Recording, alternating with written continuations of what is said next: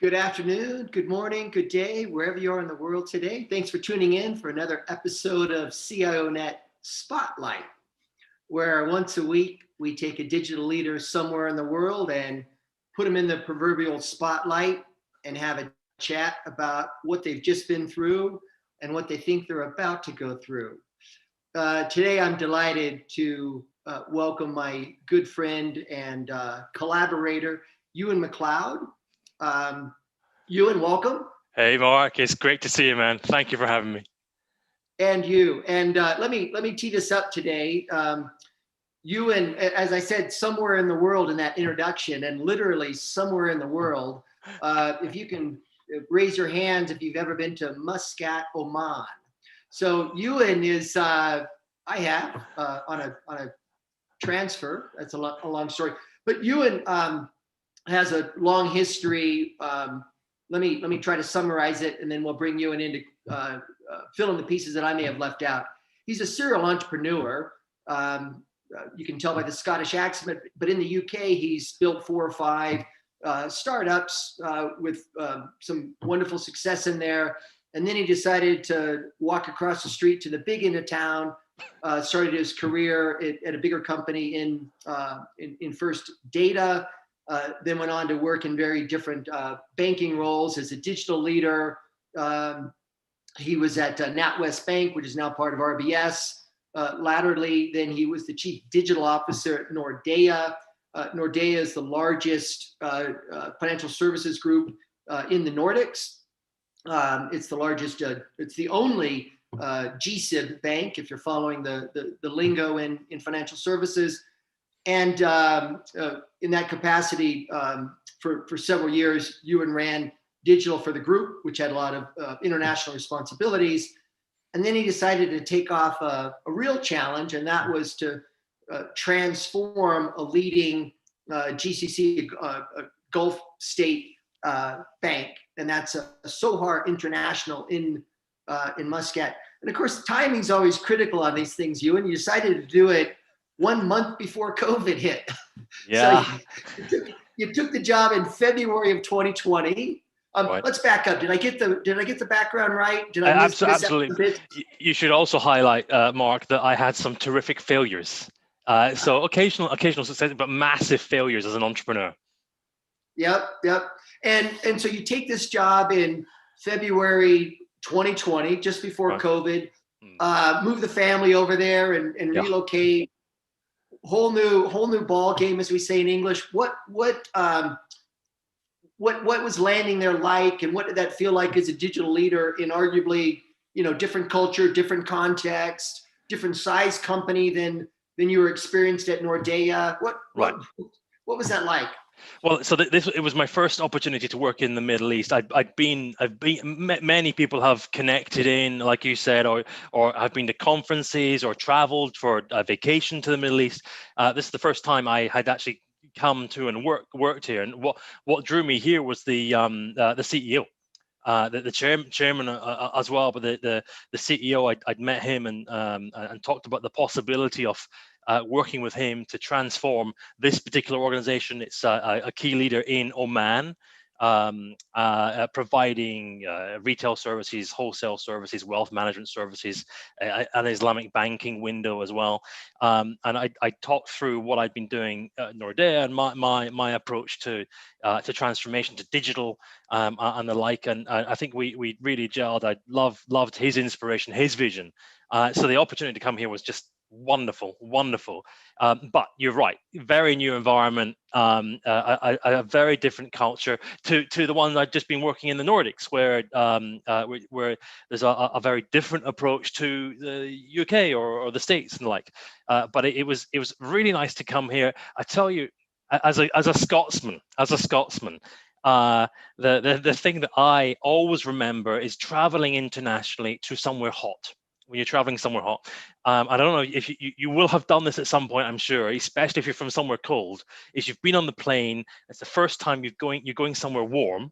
You've landed, the airplane door opens, right, and then that hot air comes in, and you go, ooh. Any Scots person or any Brit certainly goes, oh, right? You go, oh my gosh, the heat.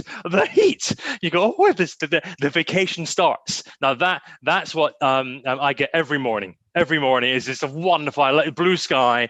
It's just beautiful, and then the people are so hospitable, a very friendly culture, very approachable, very entrepreneurial, very driven.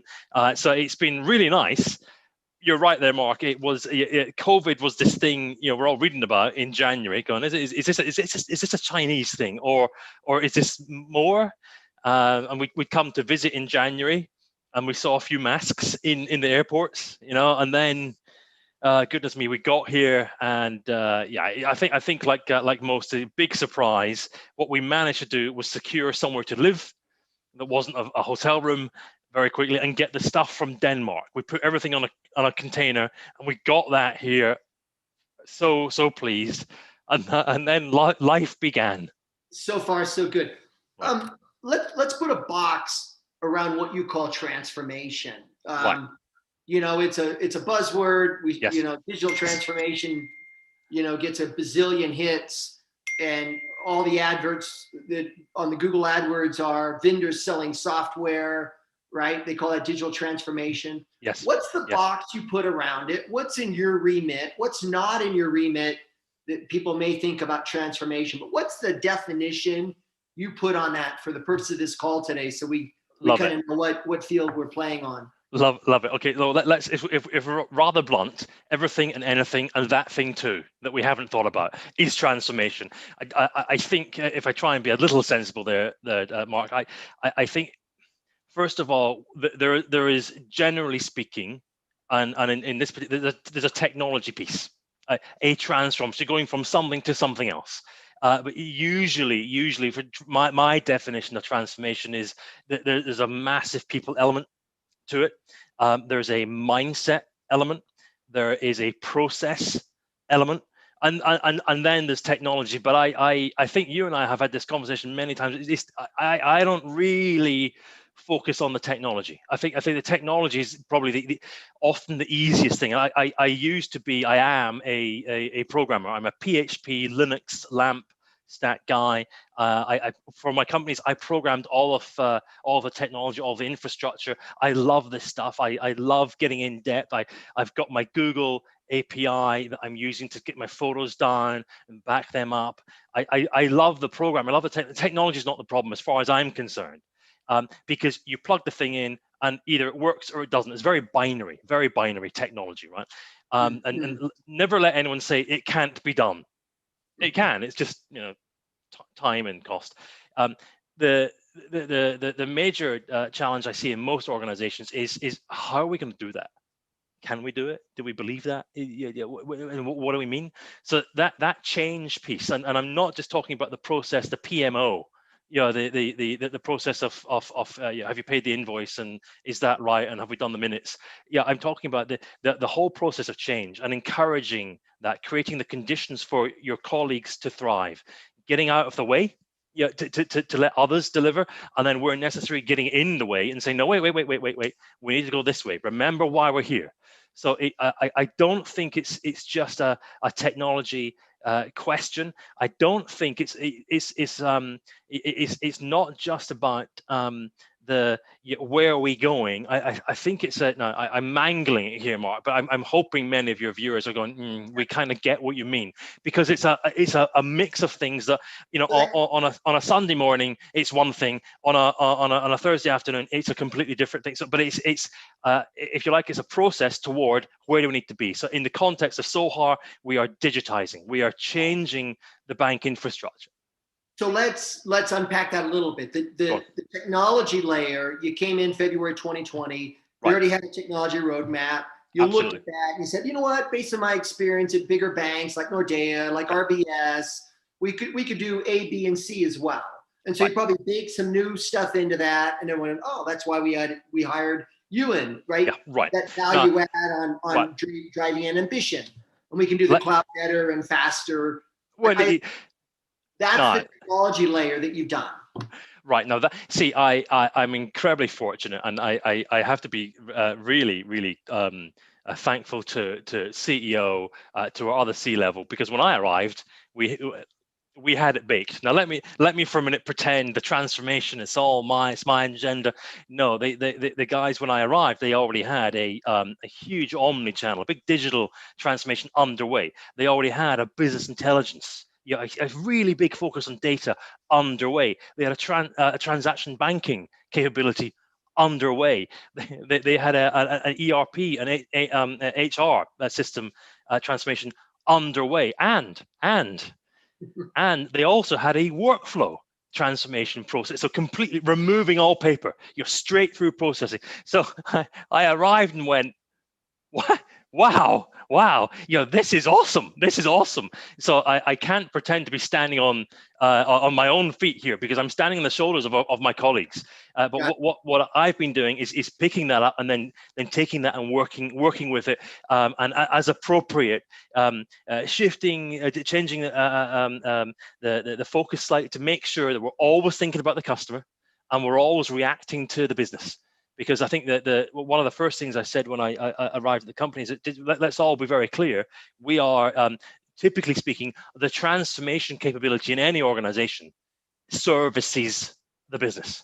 Yeah. And I think we do miss that. We often miss that, right? And it's very easy for digital experts and so-and-so experts, data experts to say, no, I know the answer. I'm going to tell the business the answer. I don't subscribe to that philosophy at all. It's that who's holding the P&L? Who is it that's getting burned or rewarded at the end of the year or end of the quarter? And rarely is it the transformation people. And I think that's really important, that we're supporting the business, listening to the business, saying, what is it you need? Where are you going? What are your key priorities? Right, okay, let's factor back now and make that happen. Fair enough. So talk about the technology layer. How about the people layer? You come in and I know what's in your quiver in some ways. I know it's in your toolkit. I know you look at the Nordics, right. Incredibly bright but very understated approach to things. Right? There's no tall poppies up there. That's right. We don't brag. We don't show off. We don't showboat. And very similar in many ways to the UK. Right. The question is that people shift? Is that new ways of working? Is it really just people are people and it's a similar approach? Is it more alike than different? Or no, wait a minute, in the Middle East and in this culture, the ways that we do that people shift is actually surprisingly different. So is it more alike than different at the people layer, or is it more different than alike, hand on heart?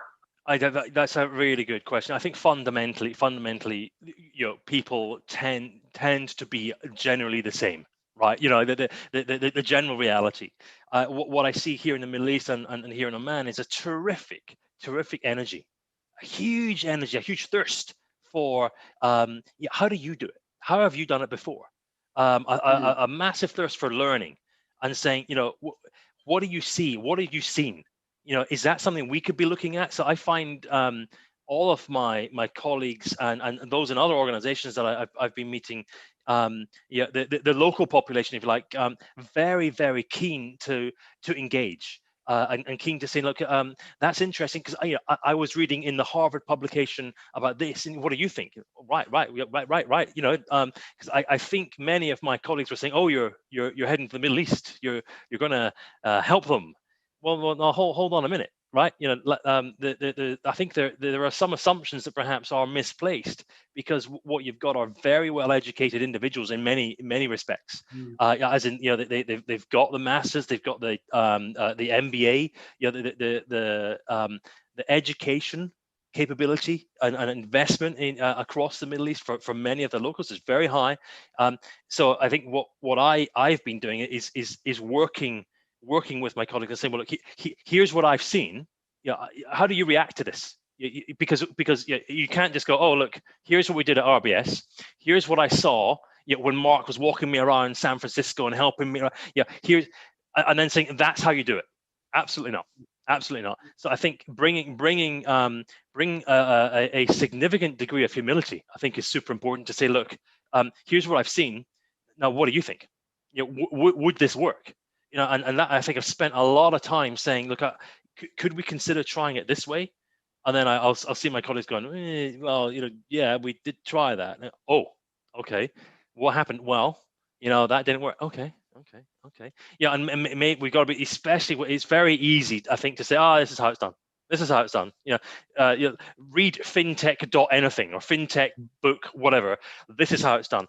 And in many respects, that's accurate. But I think it was really important, and I think accurate to say, look, how can we apply learnings we've seen elsewhere in different markets? Let's look at what would that look like here. Yeah, very, very interesting. I had not appreciated that, so I'm really glad you turned up the volume on what it sounds like, a thirst for knowledge. Huge. Being a smaller market, they're highly networked. They have a voracious appetite for onboarding new information. Yes. Sounds like a thriving and healthy culture that's there in the region. Absolutely. I'll give you an example here, Mark. One app. I love looking at other non-banking apps that just launched. It's called InstaShop. Can you guess what that does? Right. So we've all been following Instacart and all the DoorDash and so on, in North America and around the world now. InstaShop launched. It feels like it launched this week, and I've been using it almost daily. Right. So InstaShop, it's a red icon. It's some, I would imagine, I don't know, I would imagine some very smart individuals gone, right, look at that's working here. Now, how do we localize that for this market and bring it? Now, what's fascinating, and really fascinating, is the local markets here. Again, I think there's an assumption from other markets that the Middle East is coming. It's coming along, right? And they'll probably get digital at some point. And I have to say that's a very, very misplaced view, right? They've all got the same smartphones as you and I have. They've all got the same apps and Google services, Apple services. Google and Apple, the same interface that they're using, we're using. Their expectations are exactly the same. The opportunity is then to say, well, look, how can we take those expectations that the local population already has built in, right? Already has. It's a very young, especially here in Oman, it's a very young population. They're all connected, super connected. If anything, I think they use WhatsApp. It feels like they use WhatsApp more than many Western markets do. And much of the country runs on WhatsApp, right? I need a new gas canister from my villa here. You just WhatsApp the guy, he brings it, right? I've got a little light here that's shining on me at the minute. I had that delivered today, okay, from Gadgets Oman. They have an Instagram, but you actually WhatsApp them, right? Really, really cool. So these services, the thirst for knowledge locally here is, and the thirst for these services, these digital services that are of the scale and of a quality that you get from the leading ones. You see them being very, very well rewarded. So Talabat is a local food delivery. Akid is an actual physically located here. Talabat's the Middle East one. They're very, very successful. People are using the phones all the time. So transaction capability, financial capability, I think many of my colleagues have been quite surprised when I'm saying, no. It's second to none. It's this huge energy and demand for these services, which brings me to banking. Banking here, I think the actual banking services, there is a strong opportunity to really innovate, and actually take some viewpoints and levers from other markets, because the audience, the customer base, they're using Netflix, they're using the same services you and I are using, right? So if you can introduce the right financial services, and we're seeing great examples of that, the rewards can be fantastic. And on that point, let's not talk about the last year. I assume everyone went online and working from home. We all worked from home. Yeah, right. We don't need to repeat that today. I get that. But let's look forward. You've always, you've always had your hands in many different fintech clusters around the world. Beyond the Nordics, you were watching the UK and Germany and Spain and Italy. Yes. And, we'd meet 3 or 4 times a year in Silicon Valley. And yes. Where do you see financial services going globally? I mean, are they going to become software companies that happen to, hold monetary value? Or are they getting that? Is that the direction you see them going? Or, after all the time you've been doing this, no, they're going to be something else? But what does a bank look like in, say, 5 years? Does it look a lot like today, or does it look materially different? Look, when it comes to buying a property, right, the boring stuff, if you like, right, no, but the hygiene stuff, like, I need to borrow some money from a reputable institution, and for my house. Now, look, you can innovate that whole process, but fundamentally, I think that the mechanics of that will be the same in 5 years' time. Fundamentally, I'd love to see some great innovation there, but I'd imagine the basic banking capabilities and services, I think, are the same. I think it's how it's delivered and how it's consumed. I have to say, I am awestruck by some of the huge players, especially some of the American players. What they are doing, the big incumbents.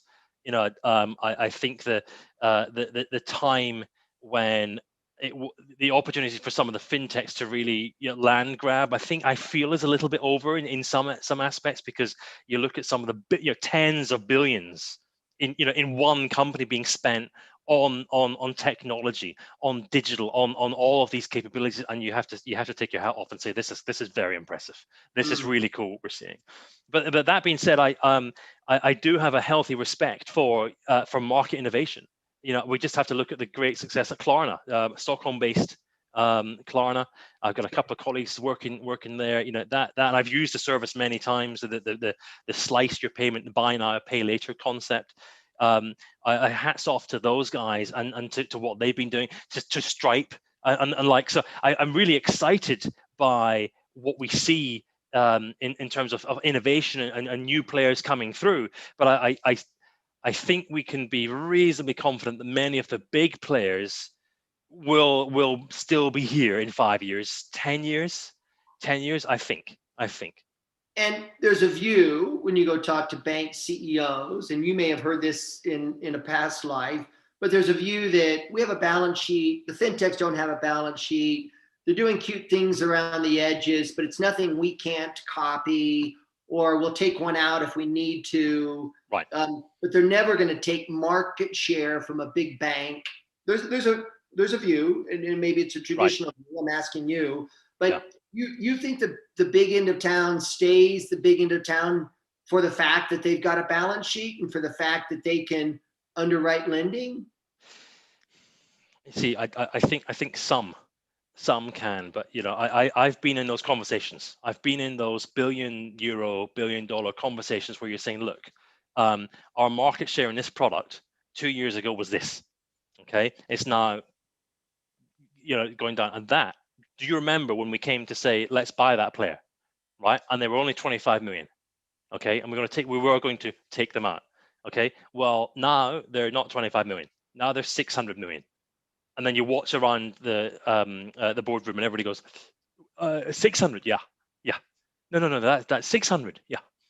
That's the valuation. Oh, but they'll take 200. No, the venture capitalists won't let them take 200. No.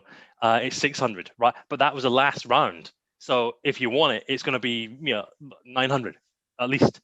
And then it's gone up since then. Right, they're not going to sell to you. So I've been in these conversations whereby the big player didn't take that chance, didn't feel it needed to, and then too significant cost, as in the market's gone cost, or now we're just a player and we've given it to these fintechs in many cases. Yes, I've been. I don't just mean in Nordea here. I'm talking about the advisory capacity I've been doing across Europe, where some of the markets that have been really reliable 3 years ago, right? But innovation comes in, and having said, I think there's a great place for big banks, the incumbents. Yeah, as long as you've got your eyes open, and as long as you're experimenting continually, as long as you're testing and learning continually, because if you're not doing that, if you're letting the other players come in, and if you're not looking at the market extensions, right? Because often I would spend a lot of time in many different banks and many concepts that with the business people saying, now wait a minute, I understand that you're in the business of leasing vehicles, great, all right, but look what's moving across the next 5 years. 5 years is a short amount of time. It's a long time. Look what's moving, and can we rely upon those revenues? Yes. But can we? Can we? Oh yeah. And by the way, I won't be here in 5 years. Okay, yeah, I'll have got my nick. Yeah, well, okay, that's not entirely helpful. Those kind of comments. Right. So I think keeping an eye out on what's moving, and then putting I'm doing my tiptoe here, right? Putting your toe in the water in different markets that aren't necessarily ones that you would traditionally associate, and that your investors traditionally associate with a big incumbent. I think super important. You just have to look at these the car sale, the secondhand car market. That's growing leaps and bounds. Is that something that we, the incumbent, should we be looking at this? Can we take 5 million and put it in, right? So we can watch, we can see the shareholder report, we can talk with management, we can experiment, and is it worth that $5 million, euros, whatever investment? So you've got an awareness of what's going on in that market, and an awareness of what's happening in this market, while you're protecting the castle. I think that approach is super important. That's one I've been aiming to bring for all of the conversations I've been having with advisory colleagues and so on. Yeah. What about challenger banks? Do you think that when large financial services groups build their own challenger bank, not an outside challenger bank, but build their own challenger brand to kind of cleave off the millennials and the Gen X's, Gen Y's, excuse me, when they're Gen Z's as well, but when they're trying to do that with the under 40s and create that experience, and they still have the balance sheet behind it, you think that's been a successful recipe to date, or what would make that more successful going forward? Dear Mark, dear. See, the amount of times I've seen a big player do this, and they've done it wrong. And I think there is a strong opportunity there, a really strong opportunity. But I'm just disappointed in the execution, right? Because the execution just hasn't quite been there in you care to name your bank, right? For various different political reality reasons, that I think it can work. I think it could be a really good play, and I'm trying to think of where it's been a terrific success. I can't immediately think. That was the question behind the question. Because I think if you can do it right now, but I think doing it right is running it separately, but then is leveraging the balance sheet, is leveraging all of the benefits of the big parent.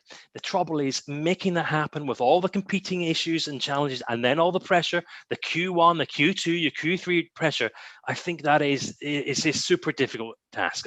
I would love to lead that. Right, to see that and to make that happen, because I think it could pay terrific dividends if you can get everyone aligned at the right point with the right support from the investors, from the market. But it's a tall ask, isn't it? It is a tall ask. It is. Might have to be a part 2, or I'll come over for a beer sometime. We'll talk about it. Yes, last question. 30 minutes goes quick, Ewan. What's a takeaway for everyone listening today? What's in your pocket? What's in your toolkit? What's one thing that you roll out that always works, that gets results? There must be a process or a technique, or as a digital leader, there's something I know that you do that makes you successful time and time again. It may be an employee technique, but what's in your what's something you do that maybe other digital leaders could learn from? I'm humbled at the possibility of trying to suggest something that might be relevant to any of your colleagues watching here. I was watching some of the others over the last couple of weeks, and some great takeaways there. And look, my one I think is just about people. Now, I know this has been mentioned a few times, right, in different manners, but I think we do miss the fact that when you're trying to transform, when you're trying to make a change, when you're trying to run technology change, it isn't rarely about the technology. It's about the individuals, the concerns, the issues, the feelings of the individual. So my secret sauce, if you like, is just to be as human as possible, to try and work with my colleagues, listen to their needs, their wishes, their concerns, and then chart a way forward with them. Now I know that this sounds trite, Mark, and but I think my contribution here is just to remind everyone, it isn't about the technology, you know, or potentially the process, right? I think if you've got that dialogue with your colleagues, dialogue with the individuals across the team, and everyone is, if you can try and get them all pointing in the same direction, then the rest of it comes.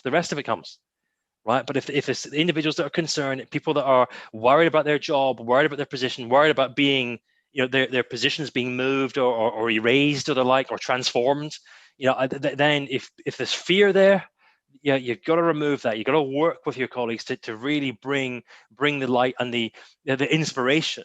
Because otherwise, I think you can plug the technology in and you can set the right process, but then if the individuals aren't aligned, that's not going to help.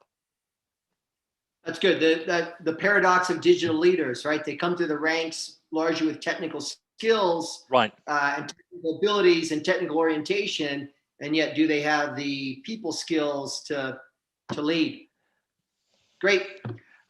Ewan, as always, a pleasure. We need to catch up separately on some other bits, but thank you so much. I know it's getting late there in Muscat, but really appreciate it.